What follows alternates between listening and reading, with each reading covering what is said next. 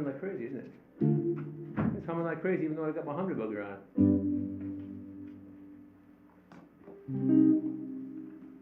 Huh. Lucky for me, I brought another guitar.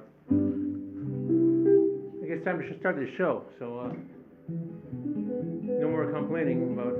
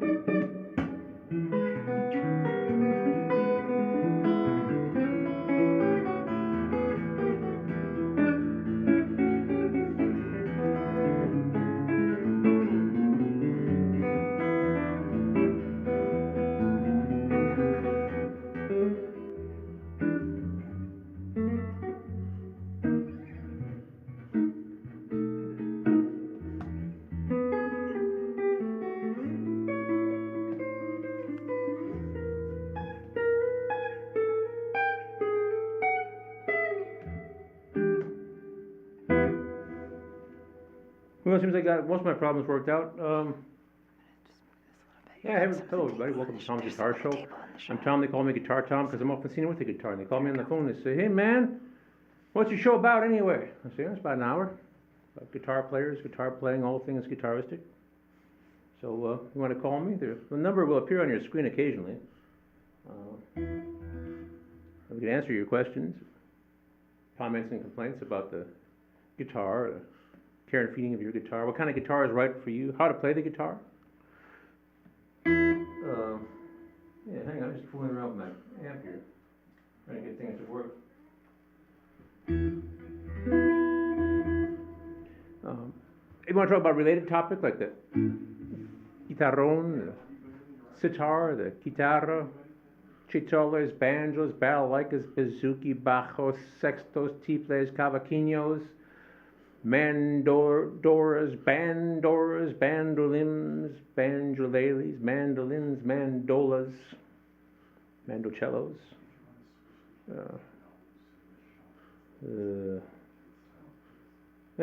ludes, vihuelas, balalaikas, bouzouki's, bajo sextos. Have I went into this already? Banjos, I think I already have. I don't know, man. Anything you can pluck on is fine with me. Dulcimers or whatever you can. The thing is, there's this terrible hum coming out of my amp here. It grieves me so. Anything musical, harpsichords or harmoniums or harmonicas, pipe organs, piccolos, trombones, trombomarinas, trumpets, cornets, clarinets, clavinets, cornetos, saxophones, sack butts, Krelmo horns, cordholts, B flat A and C clarinets, flutes, flugelhorns, timbales and tubas.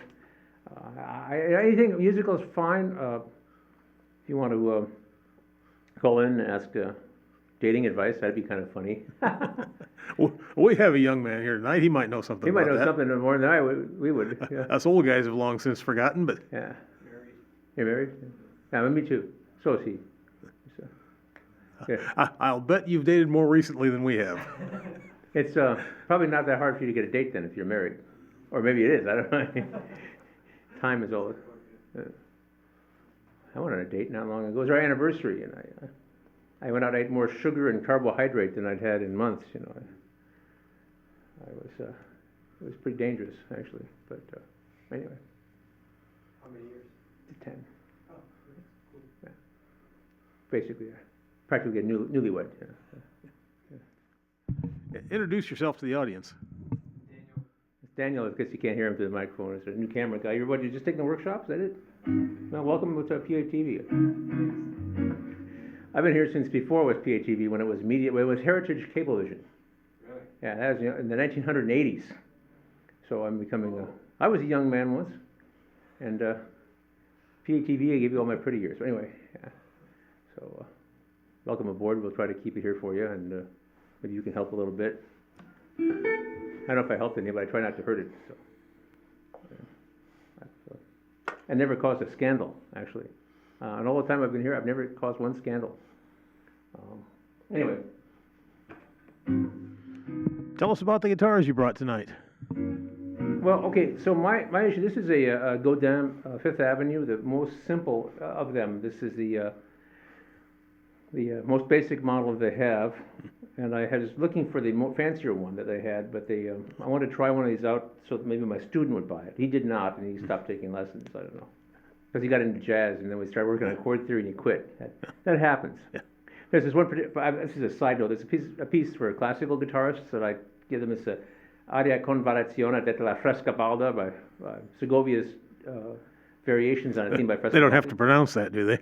Well, I can't pronounce it, but La Frescobaldi. Anyway, which reminds me, there's a mixed drink. You know, Fresca was a diet. Oh, sure, soda. I remember Fresca. You put rum in it, and it's called a Fresca-Furry. Ah. Because it's Frescobaldi, the composer, so it'd be Fresca-Furry. I see. You have to know your, Baroque music to know what. Never mind. Well, I'm usually Baroque. Yeah. So. Yeah. Anyway, so where was I? Oh, this one. Yeah. So this is the Frescobaldi piece is usually what makes people quit that. But then when I started getting out the real book for jazz, and we started going through the chord theory, that's when the jazz guitar students quit, because it's not fun anymore. And maybe we can have a little demonstration of some chord theory later on. It's a lot of fun. But anyway, my first 40 years trying to do it were the worst. But anyway, so this guitar is basically the one that I bought. I was just going to try it out, and then I said, okay, I better put it on my tab, and I paid it off like a year ago or so. But it's made in Canada. Recently. Yeah. But it's like electric guitars were in the 1940s. So this would be an arch-top guitar, which came out in the 1920s, but then they put a pickup on it, you see. So this is just basically the style of guitars that was in the 1940s. The one I brought is a Telecaster with two of these P90 pickups on it, and it's a G&L, which is Leo Fender's company after he sold his name Fender. It's George and Leo, G&L. A Fender by any other name. Yeah, it's a Fender by another name, but and it has two P90 pickups on it, but it's this kind of single coil pickup. And I'm having a terrible issue with noise. And sometimes it's not so bad when I have my humdebugger Electro-Harmonix on, but today I'm getting a lot of noise, so I don't know. So anyway, that's my story. So this is makes a pretty good jazz guitar, but it's very old-fashioned, and I kind of want the other one that they make that I like. It had two pickups on it and a switch, so if you have both pickups together, it eliminates most of the hum. This only has the one, hence the humdebugger. In some rooms, you don't hear anything at all. It's just fine, completely clean. And the P90 is a very old-fashioned pickup. I think it's from the 50s, basically. I mean, this one's, of course, as new as the guitar, but the design is from the 1950s. And based on a 1940s design, basically. And so you get a very old-fashioned kind of sound from this. But if you have two P90s, like this other one has, then you probably could eliminate it by just having them both on at the same time, because you'd have a switch, a three-position switch. So you get this pickup, that pickup, the one in the middle, or two of them together. And then also had a cutaway, so you can play in higher positions more easily. But I saw this one, and I thought it was like so sweet that I had to take it home. And it was not exactly cheap, but not all that expensive, compared to other things. It's made, in Canada, Quebec, out of wood, by people who. So it's not made in Korea out of cardboard. Yeah, or Indonesia is the big place now for building guitars, because they, and China, of course, but I think Japan got too expensive, they moved it over to Korea. Yeah. And then Korea got too expensive, so they moved it to China. Now China, there are issues with China and expensiveness, and so they moved to Indonesia. So what you do is you get people who used to be peasants, Yeah. trying to grow food, and then you flood their land in order to make a hydroelectric plant or something like that, or you take over with a big, industrial farming, Yeah. and then you just like shove all these people into some industrial situation. So I'm almost like, there's one company in China that Then makes, sooner or later they want a living wage. yeah, well, we hope eventually, Yeah. but I mean, I Well, that's why they keep moving on.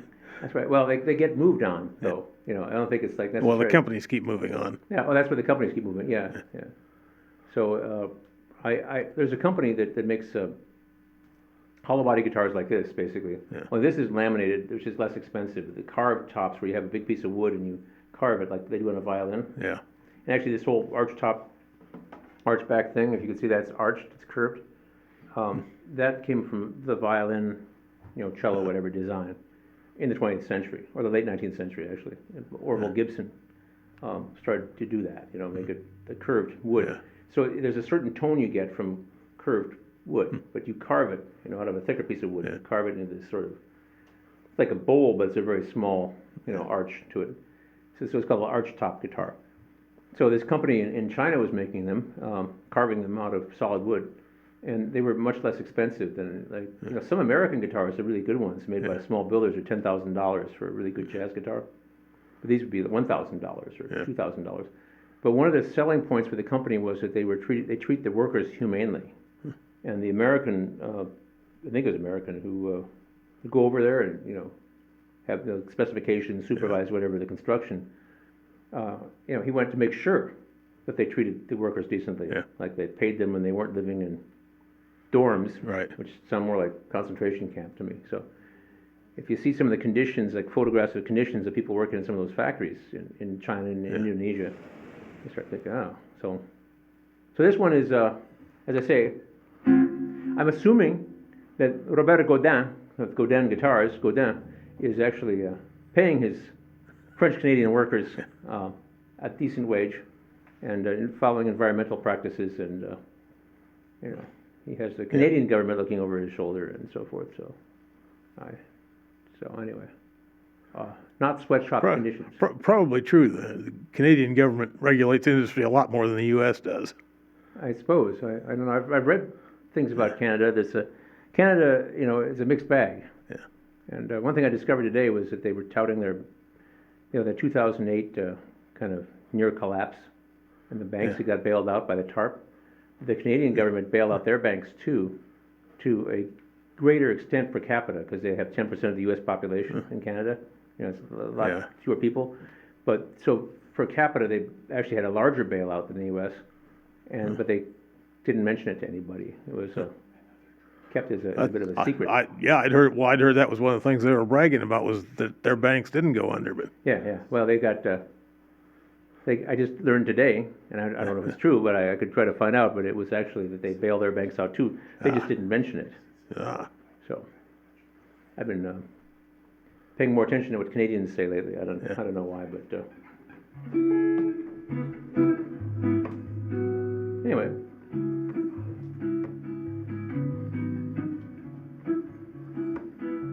See if I can play something on this.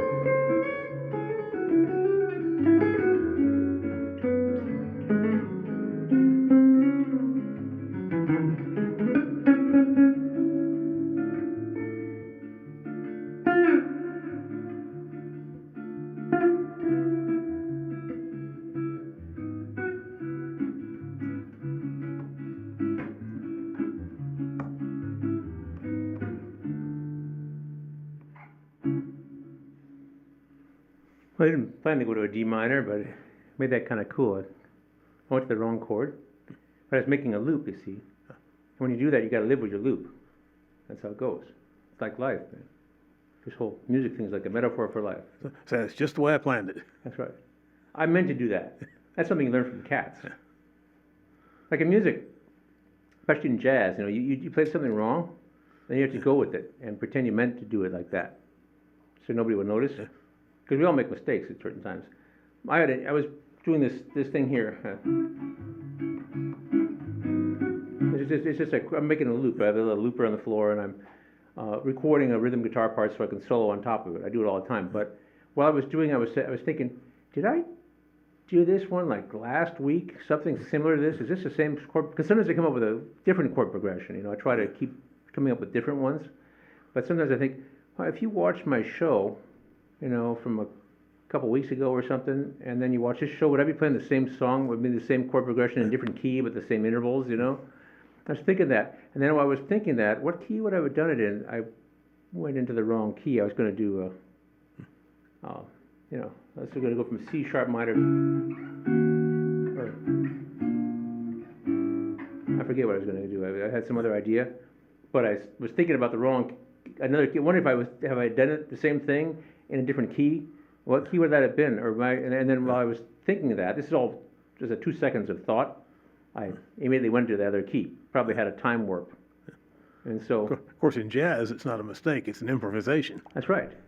One mistake is a clam, two is jazz. So, by the way, there's Bob. Look at it. I can see him behind Yeah, you. there I am. Yeah. So, anyway. So where can people see you this week?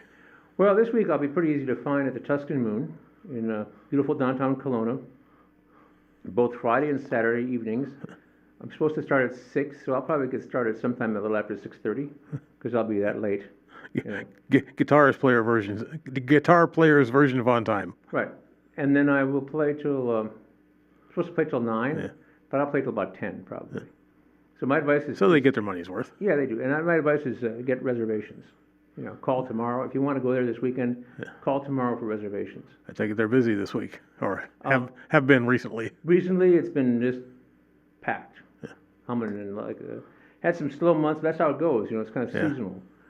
There's this sort of long stretch after New Year's where, you know, there are a couple of belated company Christmas parties, because people a lot of times have their Christmas party in January. Well, yeah, they can't get a room.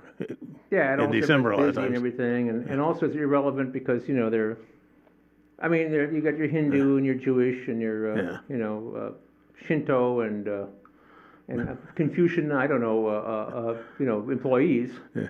and so you know, Christmas seems kind of Well, I've run a couple of organizations I've been associated with in the past.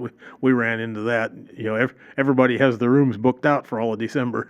Yeah, so, it's just, and other people are busy, because they're probably gonna be in those rooms for some other event Yeah. or something like that. They're significant others, company party or Yeah. something else, you know, Right. and a family reunion, so, but anyway, I'm saying that after that, like early January, whatever, sort of rush with those things, Yeah. it's really kinda dead. Then you have a big Valentine's Day, or fairly Yeah. big Valentine's Day, depending on the weather, which was pretty bad. Yeah. This last winter was pretty bad. And then things are kind of bad, and April's not usually all that good, but May starts to really pick up, and then you get around June, and it's Yeah. like gangbusters. Well, it gets nice enough to go out on the patio. That's right, and the patio's been booked. So, you know, I'm really enjoying this guitar for everything except for that hum. I'm gonna fool around here real quick. Although on the way into town, I heard the radio saying high winds and hard rain tonight. Yeah. It's a hard rain's gonna fall. Bob Dylan, the poet. Yeah. Well, perhaps he was talking about tonight. Yeah, or who knows? He's from the Midwest. But, we'll fall over now.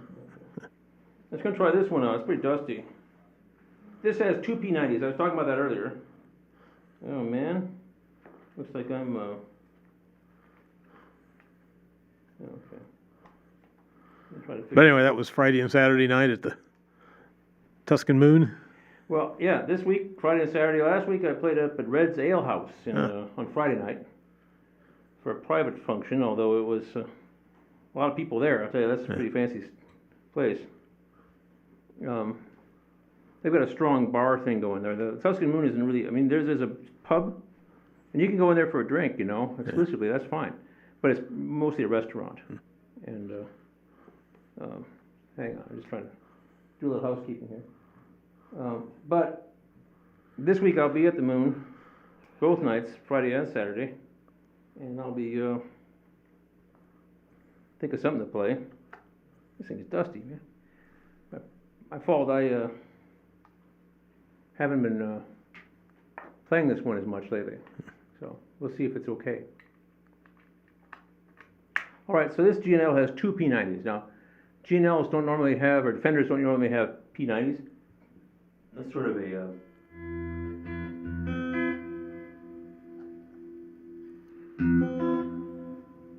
that's pretty bad too. If I turn off the humdebugger, it's just the same. Man, why do I have to suffer? You know? I want everything to be absolutely quiet. I have guitars that actually are absolutely quiet. But they are, and I hate to admit this, more Gibson-ish than Fender-ish.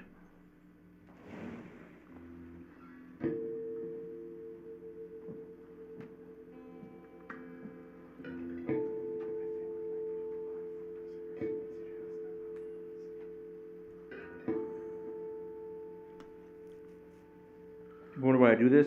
With the tuning fork, this thing makes a note. You can hear that over the pickup there.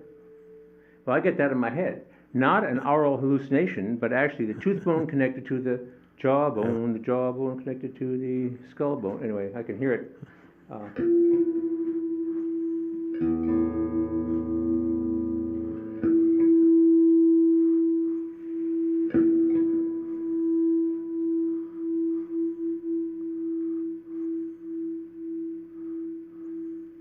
Oh, come on.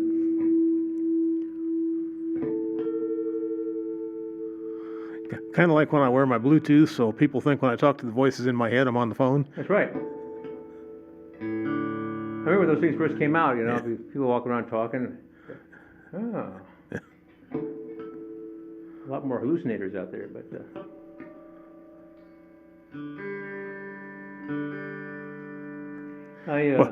What really took some getting used to is when you go into a stall in a public restroom and somebody's carrying on a conversation in the next stall. yeah. Yeah. And you don't want to hear that Yeah. while you're busy.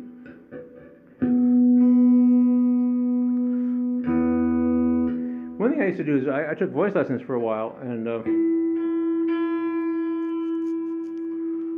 when you take music lessons, you have to practice. Yeah. And really, when you practice singing in full volume, if you live around other people, it's embarrassing. Yeah. Because you have to do ha ha ha ha ha ha ha. I'm not going to go through my vocal leases here because it's too embarrassing. That sounds pretty good. Except for the humming, buzzing, crackling. So I would drive down the road and sing, Chal sole dal ganja, this stuff in Italian, the arias and stuff, my little etudes, and then do my scale studies while I was driving, but people would look over and this guy's singing. Yeah, but lots of people do that. Of course, most of them are singing along to the radio. I suppose that makes it more acceptable, I suppose. I'd make a tape. This is a while back. I'd make a tape of, like.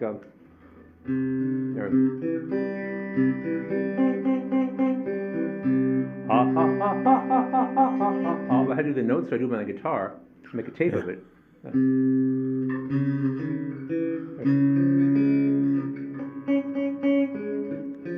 Yeah. Anyway, I'd make them on the guitar on the tape, so I could. Because you see, the guy would sit behind his grand piano and make me go through all these exercises. So I did the same intervals on the guitar on a tape, and I'd drive down the road, ha ha ha, when I was going someplace. I don't do that anymore. Yeah. Always funny when you pull up to a stoplight and somebody's singing in the car next to you, and when they see you've looked over, then they stop. Yeah, that's right. Well, that's what I would do. Yeah. When I was doing push the stop button on my cassette player. How many cars ago is that? I don't know. Guess now they have Bluetooth instead of a CD player in your car. Yeah. Well, that and an auxiliary jack, and so you can Yeah. play your iPod through your car Right. stereo. But the Bluetooth is so you can use your iPhone. Yeah. See, or a smartphone. You could Yeah, Android. lots of people have their music on their smartphones these days. Yeah.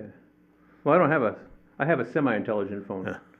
And I have a dumb phone. yeah, I got one of those ones that you had because you said they were for $10 at the one store down Yeah. there. So I went down and got one for $10, and here it is now. Huh? Here, see?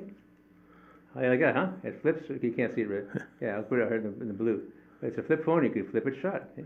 Yeah. See the? And you never pocket dial with one of those. Yeah, never pocket dials, and it's there you go at $10. It's a track phone. I don't have that much to say on the phone, so it's like $7 a month for just because for $20, $19.99 plus tax or whatever. For $19 and whatever, you can get 3 months of service. Whatever, however many minutes, and I get double minutes. Well, for $100 you can get a year, Yeah, so that works out to about $8 a little over $8 a month. yeah. But if you get $20 for 3 months, then it's Yeah. $7. But who's quibbling? Yeah. Yeah, It's So- a cheap phone, yeah. It's a cheap phone. and it makes calls.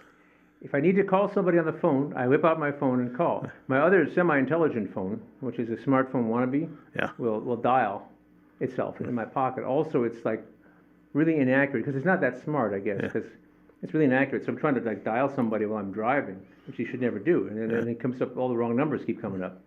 So I've more or less abandoned it, except I get triple minutes on it. Ah. It's a track phone, and for $20, I could have long-winded conversations with people if I wanted to, but Yeah. so I'll have it. Yeah, It's since auxiliary. you never lose the minutes as long as you don't let the thing drop, Yeah, they just keep piling up. right. So my minutes are piling up. Now this one's got another couple weeks on it. Let's see. This isn't very interesting. It's supposed to be a music show, but okay. So I have. I said you have. Because I'm waiting. 17 service days left, and I have 193.7 minutes. So for very little likelihood that you're going to use 200 minutes in the next 2 weeks, That's right. And so but more likely I'll get. which is a sign of our age, I expect. Yeah. Well, Because I'll my get- son's told me once in a while how many minutes he goes through on a phone, and it's a lot. Yeah, and I don't have that much to do. So I guess. So what I'm going to do is, in a couple of weeks, I'm going to get some more minutes. So I get like 120 plus a bonus. So it'll probably be like 160 or 150 minutes or something like that. So I'll add another 150 minutes onto what I have, and then and then when the next 3 months comes up, I'll have more minutes than I do now. Yeah. And then if I keep working this way, I'll be up to a couple hundred. But I suppose you doing it by the year, and you get like 500 minutes or something like that. It's 400, but since the phone gets double, it's 800. 800 minutes? And then I used to buy it in July or August, and they gave me 200 bonus minutes for buying in July or August. But the last time I bought minutes, they told me I'd used that bonus too many times and wouldn't give me the extra 200 anymore. Oh, that's too bad. But at the moment, I have 2,439 minutes and 146 days left. 2,400 minutes. That's a, 'Cause like I say, as long as you don't let it lapse, they keep adding up. You don't Right. lose the minutes. 2,400 minutes is kind of a lot of. So you got your 60 minutes to the hour. Yeah. 60 goes into 2,400. 400. No. 40. Yeah. Yeah. Yeah. 60 times 4 is 240. So times 10 is 2,400. Yeah. So it's 40. 40. Yeah. 40 hours. 40 hours of talk time. Which for an old guy like me is an awful lot of phone time. You may never use up your minutes. Yeah. Yeah. Well, I'll leave them to the kids. I'm glad you're keeping up to date with the track phones. I still have my original one that I bought. It's got to be almost 10 years old now. It's got a little antenna on it, but it still works fine. The battery, it still has the original battery.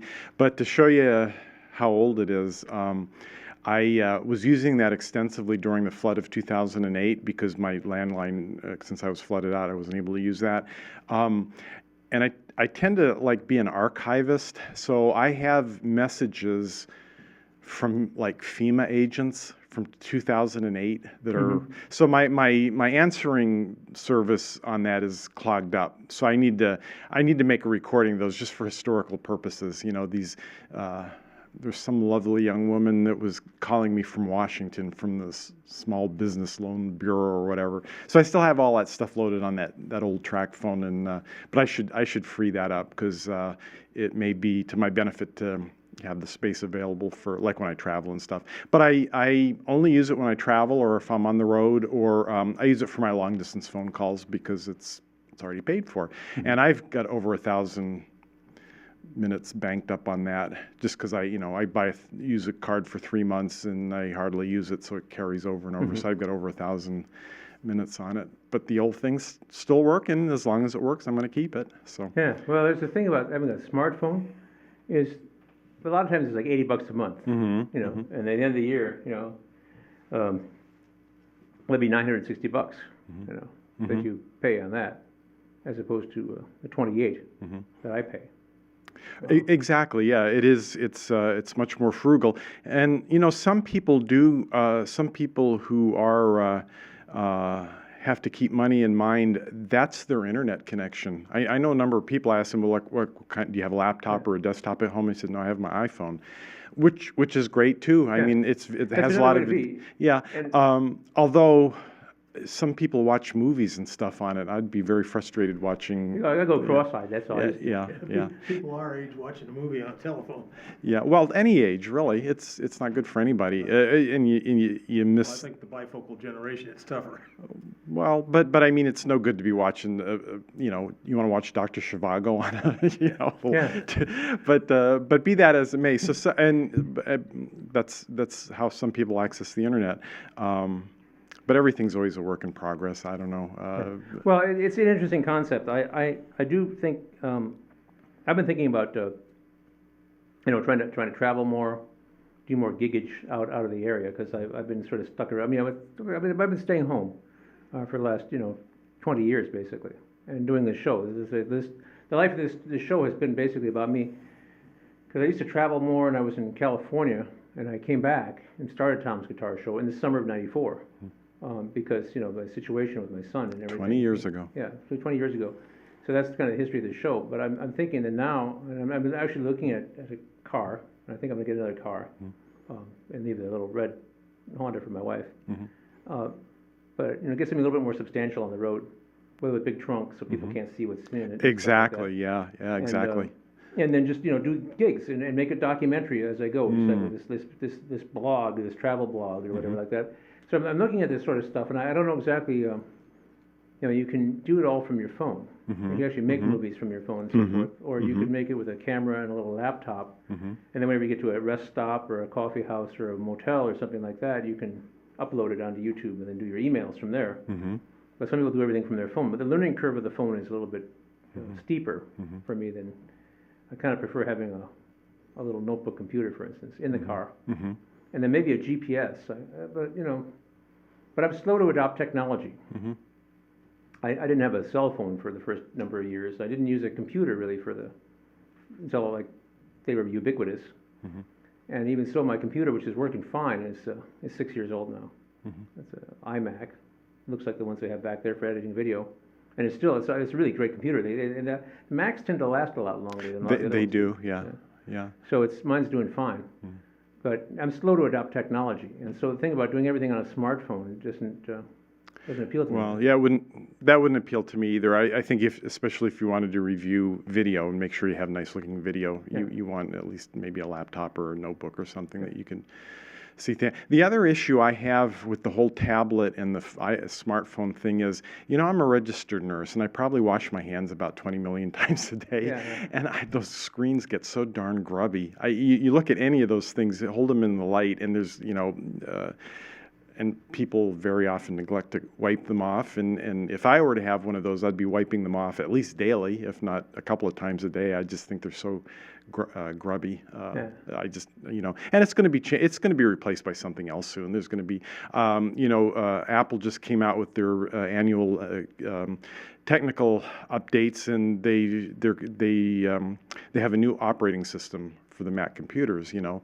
So how much of a game changer that's going to be? How long is the older, like you say, Apple computers tend to last for a long time, and I'm sure they're going to be supporting the older OSs for a long time to come. But nonetheless, as of yesterday, you know, anything older than that is now a step behind Apple's new operating system. And you know, I've been thinking a lot about that lately because I did this video thing, the Nash de Rojo dance competition, and I used Final Cut Pro X here, which I absolutely love. Sarah uploaded it. She recommended using that system because it was a 2-camera shoot, and I loved every second of it.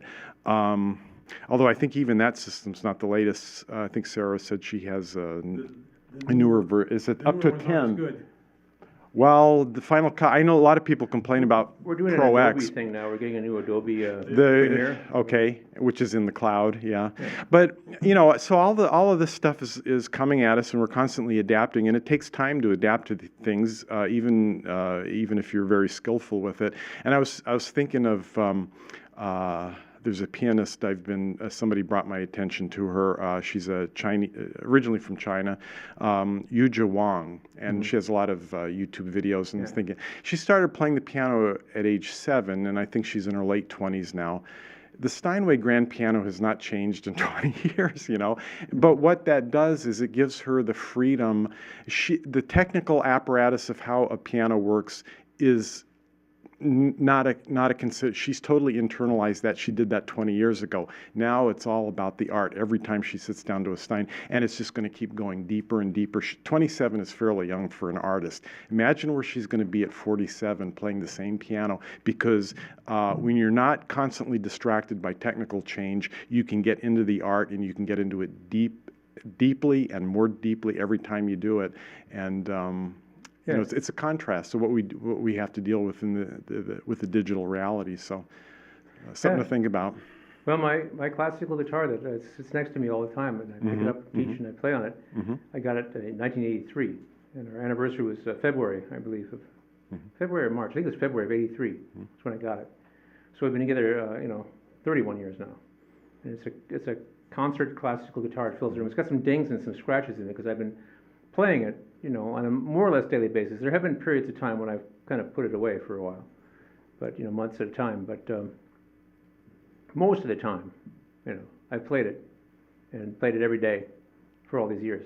And it's just like, and I have other guitars. When I was playing last night, steel string I got in '85, and I wouldn't say that I play that all the time, but I've played it quite a bit.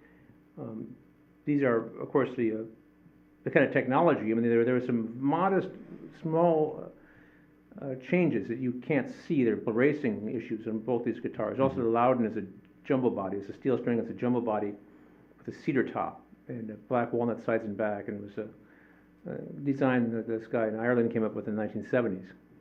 But I've had it since '85, and the matting was since '83, and you know, and then if I, you know, this guitar, of course, is designed as 1952 or 1950 actually, and so, I mean, the thing about this old stuff is that, yeah, I mean, a classical guitar is the same. There can be modest adjustments to the bracing and so forth, but they're the same thing.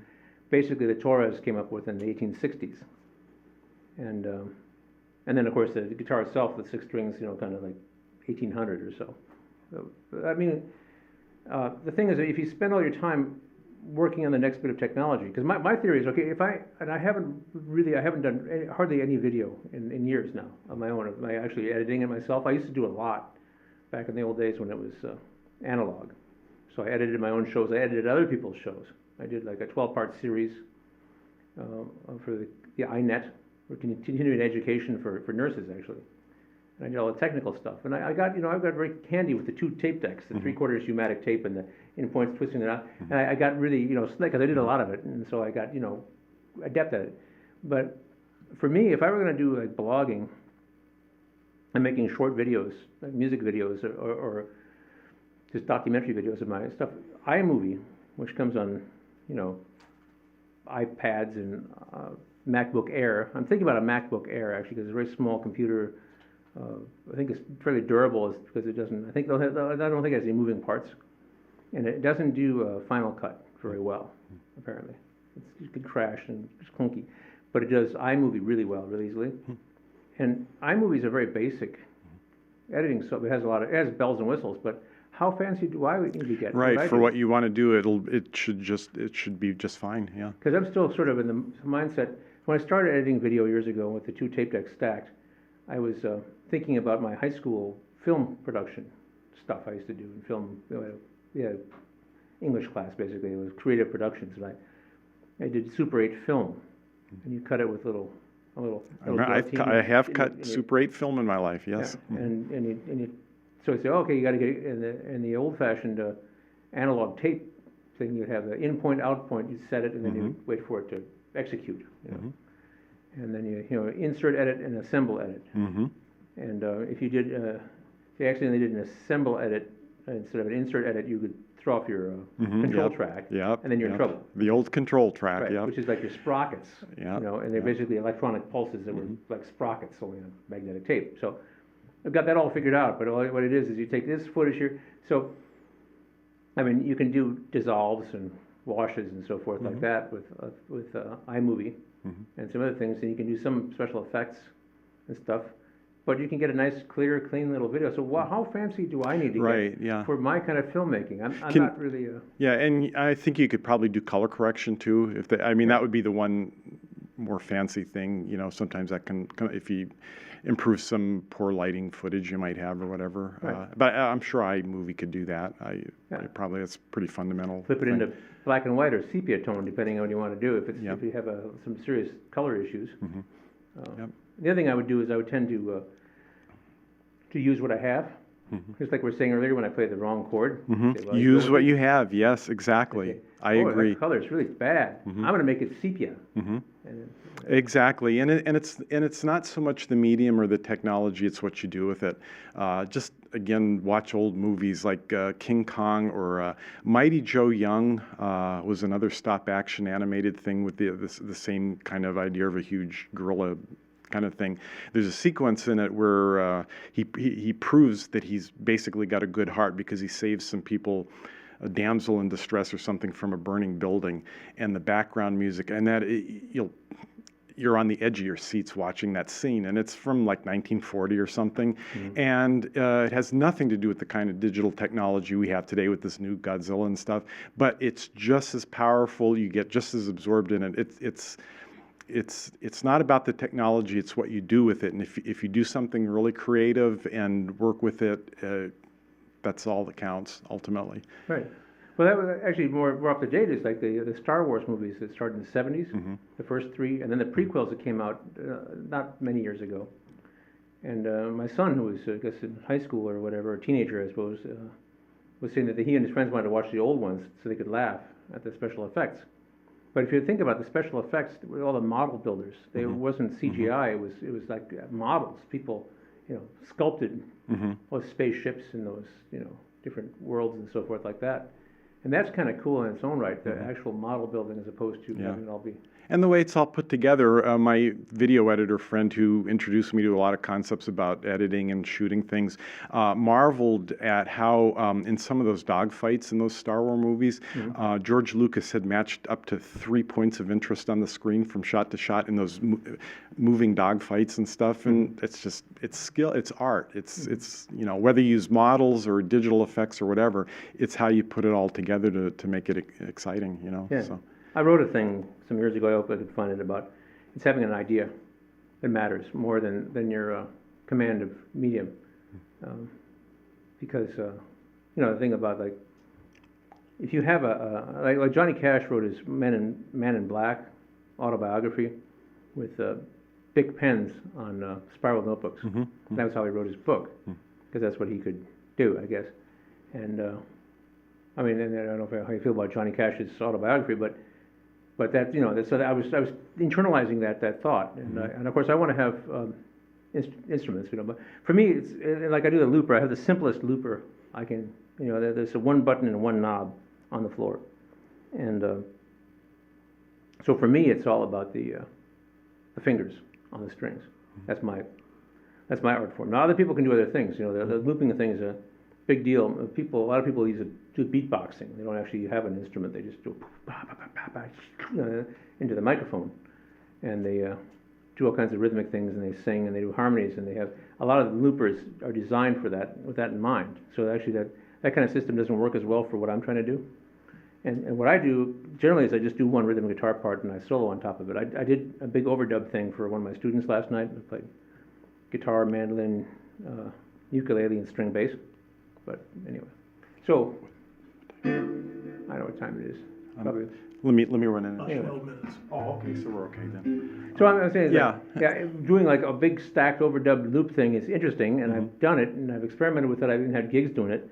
But my art form is just simply playing guitar, and I use a looper because I don't have a second guitar player. I had a young woman who came on my show a few times years ago before she went off to graduate school, and she used to play rhythm guitar with me, and it was great because she was another human being, and she's also interesting, and a woman, and good looking, which always helps in show business, better looking than me, but I had to rehearse with her quite a bit to just do 2 or 3 songs, and and if we actually got paid for any of the stuff we do, I got paid for some stuff that she sat in with me, and I didn't pay her, you see, but she was amateur, and she's just, but if I actually went on the road with her, I'd have to split the money with her, I suppose, and so with this thing, I actually I put it in a little case and shove it in the gig bag of my guitar. So he's ready to roll, doesn't come down with colds, and good, yeah. Doesn't get arrested, and Stay sober. stay sober, yeah. Well, that's good. Well, that was a good conversation. That was encouraging. I have at home a consumer SVHS camera, which of course is now way obsolete. But I've got a lot of tape for it because you can still, like, you go to Goodwill and stuff, you can buy brand new SVHS tape cartridges like for 88 cents. So I've probably got about 5 or 6 of those at home, and I don't know if they still have an SVHS editing machine. If they may. So. I was wondering if they had it stored somewhere or something. Maybe not. But if I could come across an editing thing, because I can't edit those on the computer. You have to take a deck and you play it onto your computer and you something like that. do it digitally, But I was just thinking, just to do some kind of little project with that old SVHS tape. Take my little consumer camera out and about and do things with it. Because me. I've seen. I was playing a gig, and it wasn't that long ago. Some guy was going around. He was interviewing people. Some young fellow who was oddly dressed, and he had a cassette, a very, very simple, Audio cassette? Recorder strapped to his belt, but the kind that you used to have at home when you like a little speaker in it with very low fidelity. He was interviewing people, and of course, people were like, responding to being interviewed. I thought, what do that sounds like? But lo-fi. But yeah, people get into that, I suppose. I don't know. I mean, I guess, I don't know, man. It's all about the music, though, ultimately. So, I don't know, but lo-fi, hi-fi. I don't think I'll be buying a smartphone for a while. I don't know. well, anyway, that was a good conversation. It was encouraging. Yeah, well, I'm going to do something in B minor before the show's over. Does your SVHS camera have audio and video out? It may, yeah. Look for that, because if you do, you can just run it into a digital camera and then run the digital camera into a computer. Got it. Thank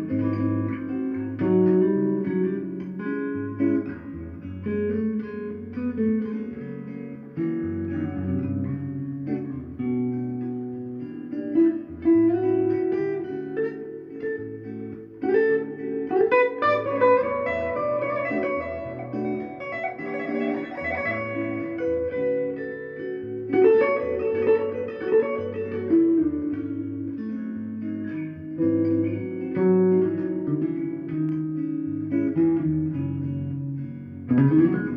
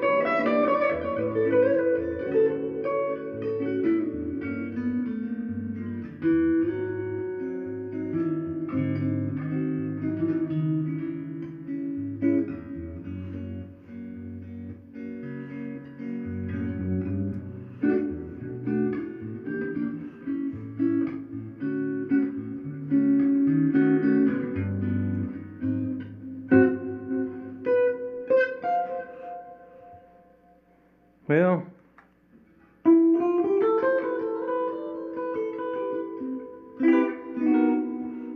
still looking for the holy grail of amplifier sounds. Doesn't work for me, huh? I suspect there is no holy grail. Yeah. That's what they found out in the old days, I Yeah, suppose, huh? just like King Arthur's knights found out, it's a myth. Yeah, Actually, I guess they never found that out. They just didn't find the Holy Grail.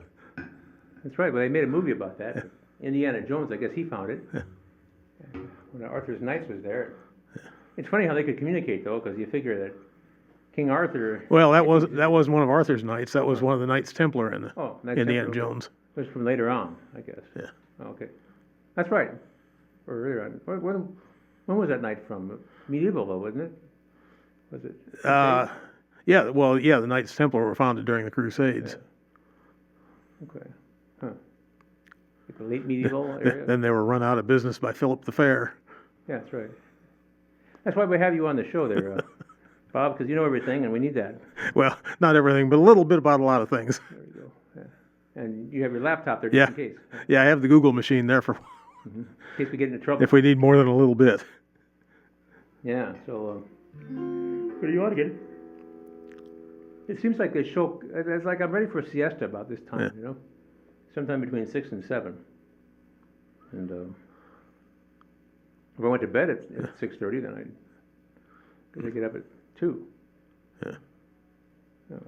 Huh.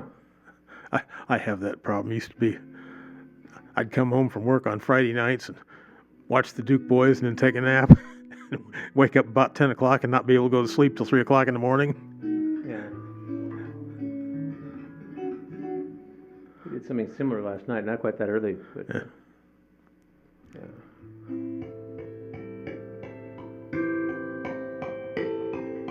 Think about me going on the road, playing guitar. I've done Yeah. that before. Last time was 2005. I did 3 gigs, 3 festivals, Yeah. concerts.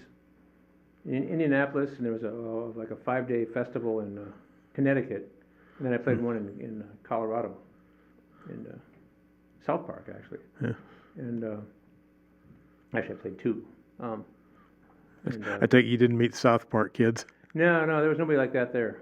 A lot of guitar players and Yeah. musicians, but anyway. So the thing is that like I'm either frugal or I'm broke, and there's usually one leads to the other, and then brokenness leads to frugality, not the other way around. So when I go someplace, I'm usually short on time and short on money. So if you usually drive till you can't drive anymore. Yep. So when I went to Colorado, because of my schedule, my teaching schedule and everything, I had to make some money. So if I cancel all those lessons, I wouldn't get paid for them. Right. So I taught my lessons, and it happened that I left Iowa City at 9:30 at night to drive to Colorado in a Neon. And I didn't have that much stuff because I just had 2 guitars and or 1 guitar and an amp, I think, and a little tiny suitcase. So sometimes with the car's packed with gear, like a PA system, Yeah. I can't put the seat back. So I put the seat back as far as it would go, and I try to sleep in the bucket seats of a Neon, somewhere in Nebraska. Yeah. Because that's about when you run out of, you just can't do it anymore, Right. So you wake up in a rest stop in Nebraska. I remember the rest stops in Nebraska used to be kind of nice, but it was kind of squalid, actually. It was nice in the old days. Some of the nicest ones. Anyway, so Are we in credits? Yeah, I guess we are. it's time to go. So anyway, I don't know if I really want to sleep in the car anymore. If you get a nice motel, Yeah. 8 o'clock, get up bright and early. I've never done that. Yeah. Yeah, when you get to be our age, sleeping in the car. It's not the same as it was. Yeah. It was never good. I used to have a Fairmont station wagon. I called the Fairmont Hotel. Yeah.